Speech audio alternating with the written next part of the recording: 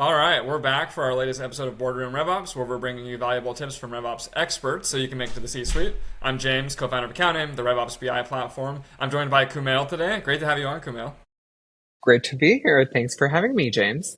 I'm excited to get tactical on maybe the biggest or most common challenge, at least, that I hear in RevOps, especially from leaders, and that's just workload management. Like, we all know RevOps is responsible for so much. There's so many ad hoc requests. How do you keep sense of it all? Kumail has come through with an amazing system to do this that has worked well for him and his team. But before we dive right in, quick background. So Kumail is the Senior Director of RevOps at Claroty, leading a team of, I believe, 20 plus RevOps folks. So I currently head up RevOps at this company called Claroty. And as with every company, their definition of RevOps varies. It covers sales ops, channel operations, deal desk, orders management, commissions, and business intelligence.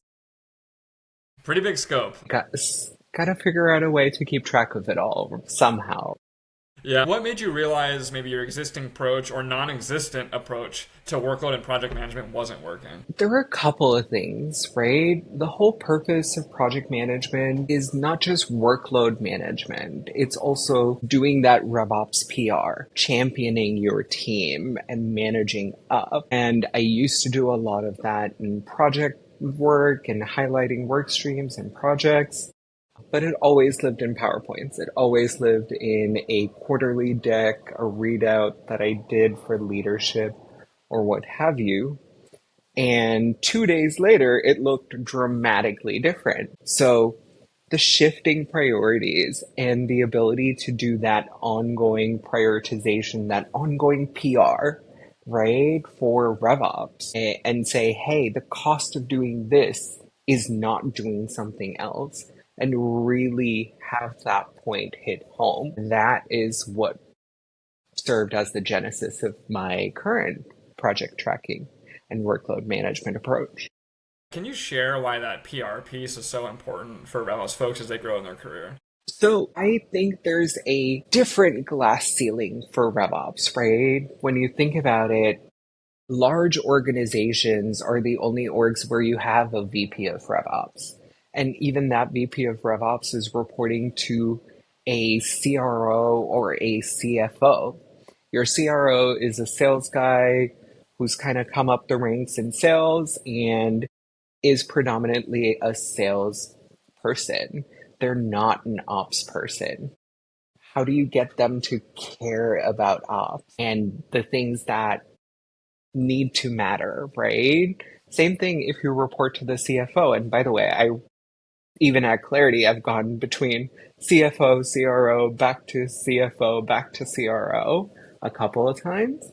The CFO cares about the numbers and reporting versus the process and everything that goes into getting the data so that we can get insights. How do you educate them, create that ops literacy almost to manage up? And you're supporting a CMO who always feels left out. Oh, my requests are not getting prioritized. Sales is getting prioritized. There's always going to be that sentiment. How do you level the playing field there and manage up, down, and sideways? Really well put. Tell me about the workload management system. Like, can you walk us through kind of the components, how you set it up, and what's included? Sure. So before I talk about the components, a little bit of how it came about and how it ended up being what it is right now. We overcorrected a couple of years ago. We're only going to operate in sprints and we're going to do sprints every 2 weeks, etc. And that was a bit too much. It was too much of an overcorrection. So we had projects and work streams. Hey, we're launching a brand new forecasting methodology, or we're redoing our operating cadence and our account planning or customer success, how we do relationships and QBRs, etc. And we were trying to do that in 2 week sprints, but that was independent of all of the ad hoc work that comes in. And what I think with that, where I missed the mark was empathy. Being a RevOps person, I know how crazy it can get. You got Slacks, emails, tickets coming your way. If your leaders are texters, they're probably texting you all day. Like, hey, can you help me with ABC, XYZ? We have this meeting, we need something for this. And things are coming at you from all angles while you're trying to prioritize the long term initiatives because those long term initiatives are what people remember and how you demonstrate value. No one's going to remember that one super complicated deal you were instrumental in structuring like 5 months ago, but they will remember the forecasting change that led to a ton of accuracy. So, how do you kind of balance that? Which is why I netted out where I did.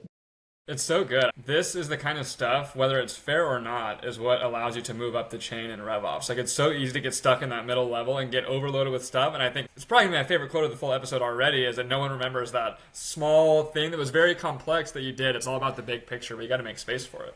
Exactly. And this is where that aha moment of like, okay, I need to not only think about what I need to be able to do that PR, do the evangelism needed, but also empathize with my team and knowing that they're getting hit from all angles.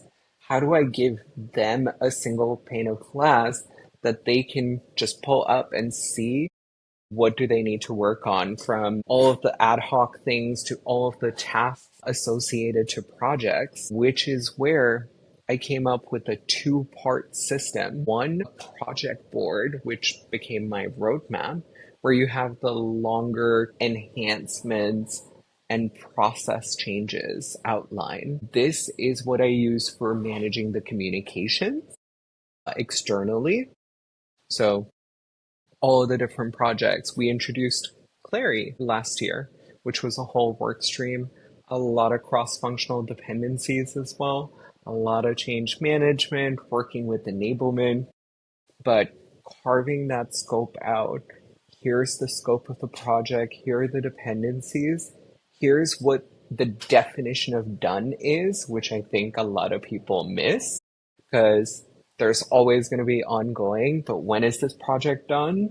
Not when you don't have anything else you need to do in Clary, because you're always going to have something to do in there.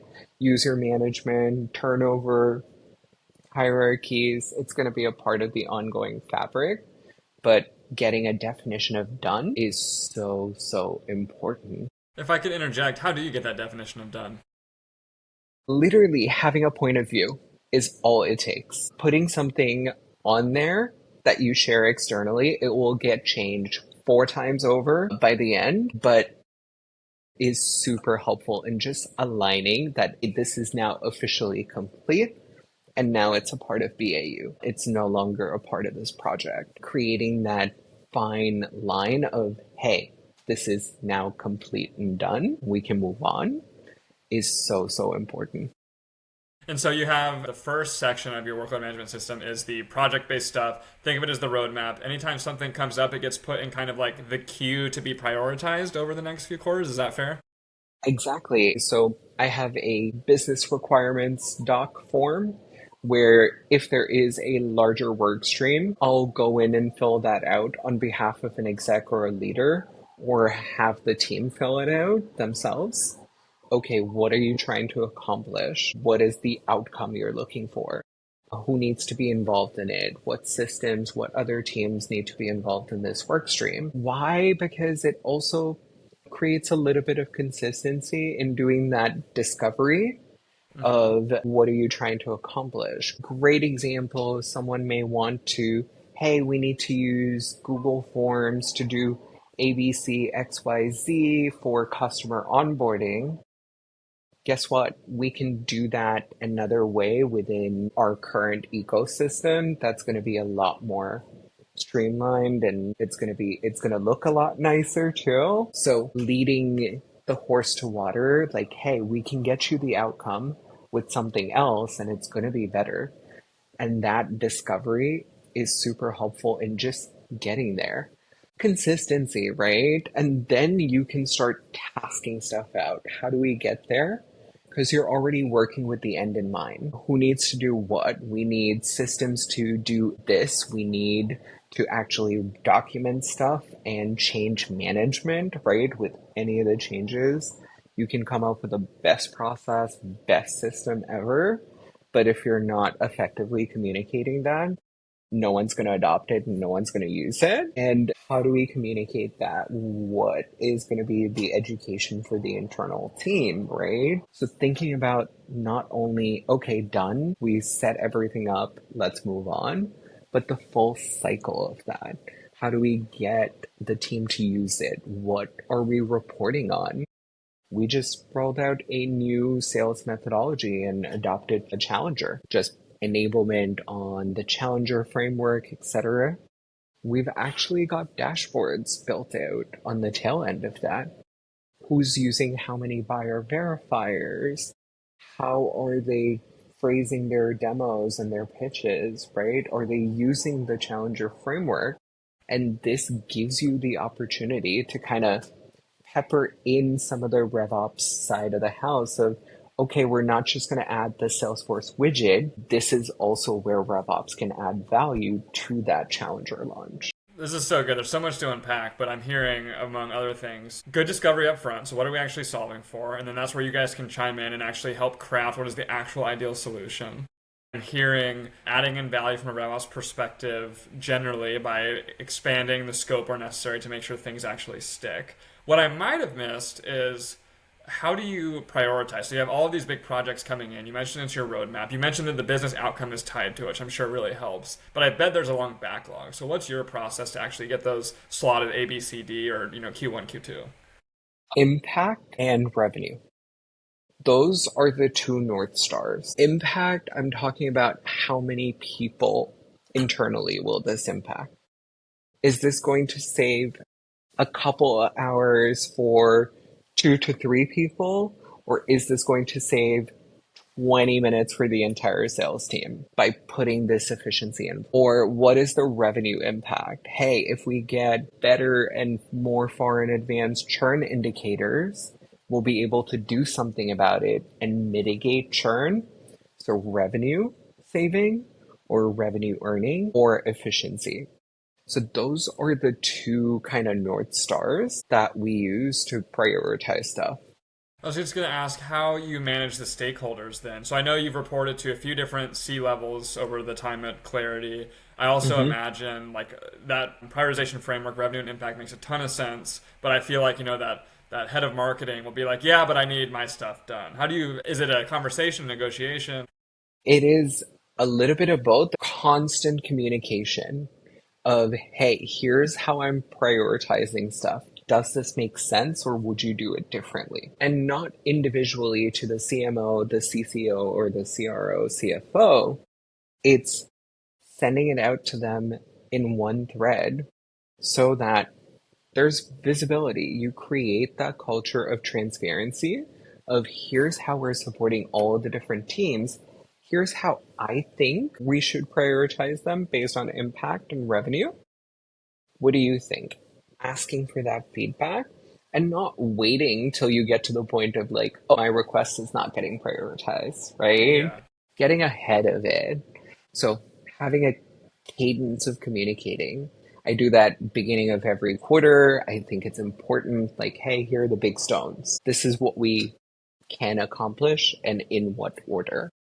How do you communicate bandwidth? So you guys had a big team, but you're still bandwidth constrained because I'm sure there's endless things to do. Something I hear from much leaner teams, call it 1 to 3 or 4 RevOps folks, is people like the executives just say, well, why can't we do it all? And I think the framework you had, the transparency, the communication, like it's very clear to me that you're very good at communicating this well. And I think communication is probably answer A. But is there anything else around bandwidth, like how you communicate on that front? Honestly, yes, data. Data is key. This is where that project management system of tasking everything out, where you've got the tickets, the inbound requests from Slack, and the project work all in one pane of glass, you're able to turn that into a little bit of a data-driven decision-making conversation. I'm just applying all the same concepts of what we all do for sales and for go-to-market just to RevOps. We talk about data-driven decision-making all the time, but there's not a lot of data for RevOps, right, to measure impact on. So by having that task management, I'm able to create dashboards. And guess what? RevOps, anyone in RevOps can just pick up a dashboard and speak to it if they understand the data. That helps me tell that story of capacity and bandwidth, right? Like, hey, we've got way too much on analytics. We may need to deprioritize some of it, but we do have some capacity on sales up and can take on a little bit more there. Turning that into a data conversation has been helpful. That's great. Anything to wrap up on like the big boulders, the roadmap side? Because I think that's one of two sides, right? The other one is that ad hoc inbound system. Yeah, I think on the long items and strategic projects, it's important, again, to have that point of view.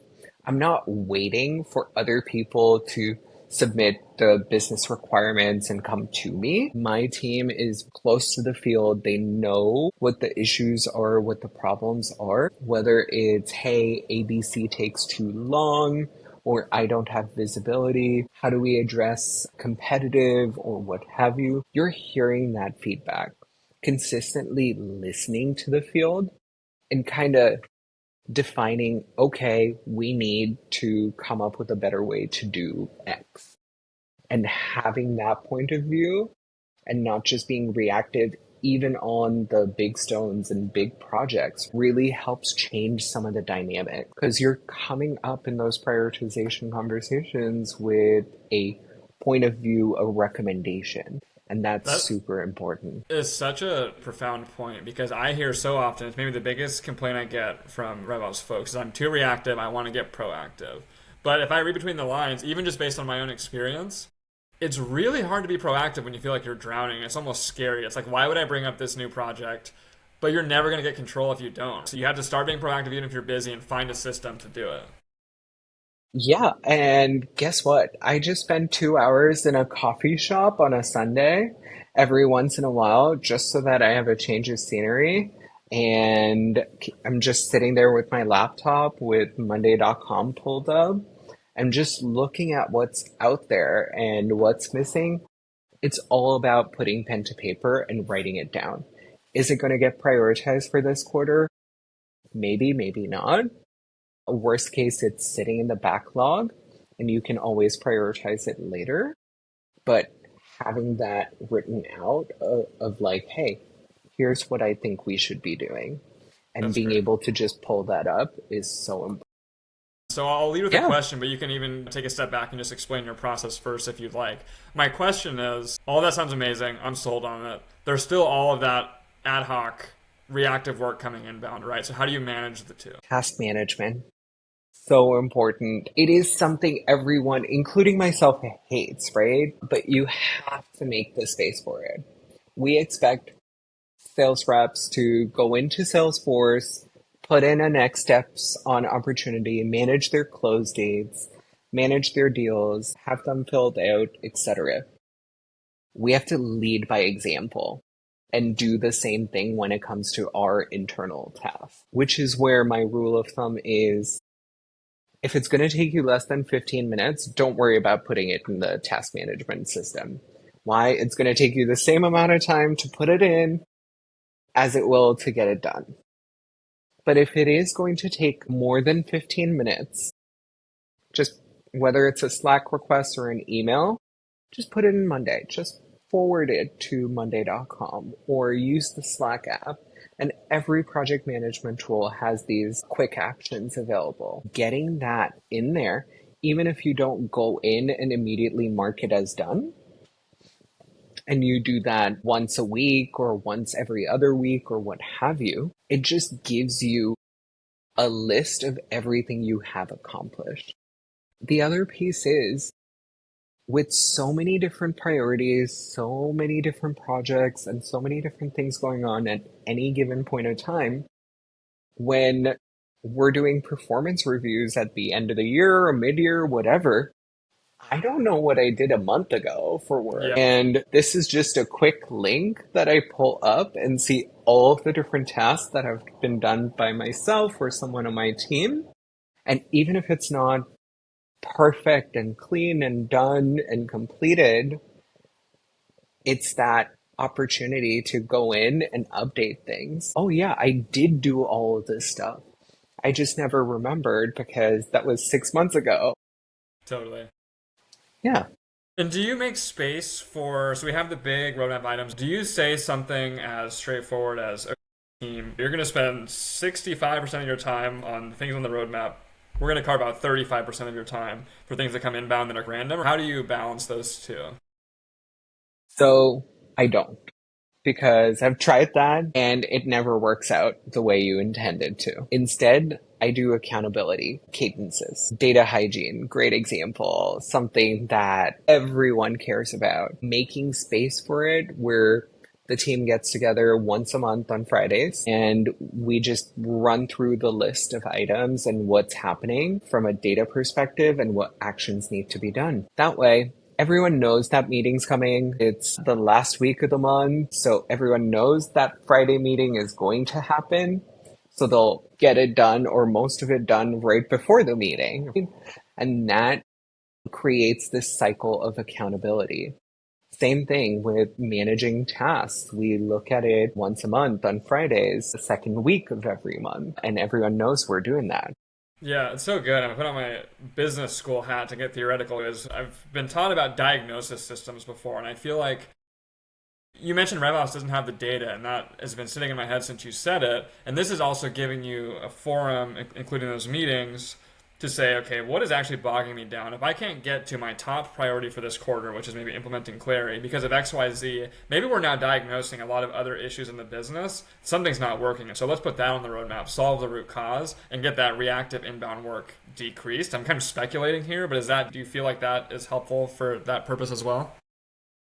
Absolutely. And that just reminded me of this whole work stream that we took on 2 years ago. We created a go-to-market handbook, slightly different from a sales playbook. It's more territory management, segmentation, rules of engagement, internal type of stuff with quick how-to on, hey, you got a deal done.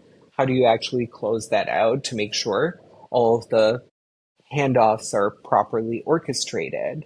And so on and so forth, because those were the types of things we were getting asked over and over again. And I effectively use the Monday board that I have as a little bit of a checklist from a customer support case deflection perspective of, okay, what do I need to solve for? What are the recurring themes and patterns I'm seeing? Great, it's rep education on how to do this, or we have a process for it, it's not quite stable, it keeps breaking, we're getting a lot of break fix. Let's maybe invest a little bit more time in there. So it does give that inspection element, helps you close the loop on that, and goes back to having RevOps data. Yeah, 100%. I think that's such a big win and something that I honestly kind of overlooked. I think it's so profound and interesting. We're almost at time here, Kumail, sadly. I have one more question for you around advice for folks implementing. But before I get to that, anything I should have asked you that I didn't, or anything else top of mind about your workload management system that's worth sharing? We'll end up talking for hours. Fair enough. We have the accompanying blog post. That'll help folks put some specifics to kind of what we've been talking about with your Monday board as well. So I'll go ahead to my last couple questions here. So hopefully someone listens to this, is inspired, wants to start building this out. For folks trying to replicate this, like, what are the non-negotiables to make it successful? Like, what has to be in place to do this well? You have to dedicate time. Building this out is work. It takes work. It takes time. So you need to block out at least 30 minutes a week just to continue iterating on it, putting tasks down.